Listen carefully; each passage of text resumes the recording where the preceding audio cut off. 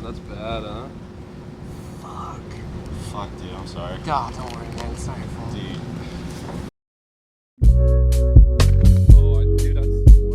If you're like me and you have a Mark 1 Century Optics fisheye lens for your Sony VX1000 and you have a ton of scratches and it's just completely out of service, it just doesn't look good anymore, not usable for clips, then this video is hopefully going to help you. The Mark 1 was designed for the Sony VX1000 specifically. That's why it has the bayonet connectors, and as you can see on the very front of the Sony VX1000 there's the bayonet, and that's what connects the Mark 1 onto the VX. And the reason why it's such a unique and special lens has a lot to do with not only the wideness and the width of how big the bubble and the fisheye is in comparison to other lenses, but also the vignetting.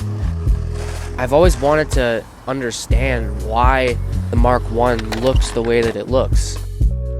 On the inside of the lens, when you take the lens caps off and you dissect the lens, because the lens is so big, because the lens is so wide, when you place that onto the camera, you'll notice that it has these little lines in the vig, so it doesn't look hollow. You can tell that there's something there. When the light reflects and shines into the fisheye, you get that line and you can see the light reflecting off of the inside of the lens. And so I've kind of broken it down and did some tests myself. I wanted to try and recreate that and bring that to the Opteka, the Opteka 58mm fisheye lens. And what the Opteka is, brings the same width and the same similar vig that the Mark 1 has, but unfortunately it doesn't have those lines on the inside of the lens. So I was trying to come up with and trying to think of what I could do to recreate those lines that show up on the Mark 1 fisheye lens.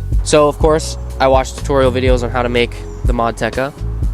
In the video they said that I needed a wide angle fisheye converter lens. I believe it's a Sony 067H. It's like 40 bucks. You basically take apart that lens and then you use the wide angle part that's on the inside of that lens to give the Opteka, the 58mm, the same width or a very similar width to the Mark 1.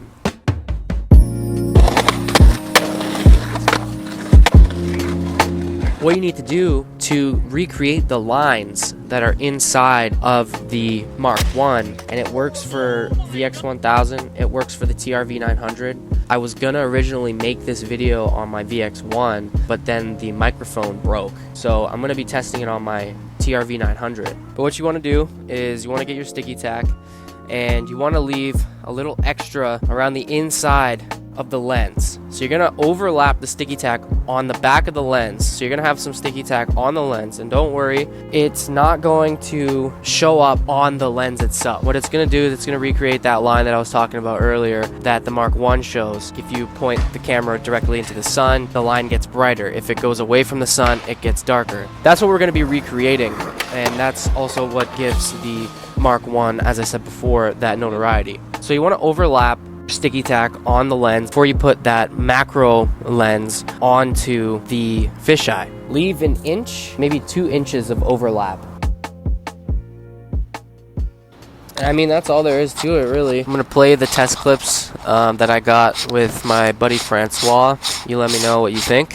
If it mimics the Mark 1, if it doesn't, if you think I'm just full of shit, let me know.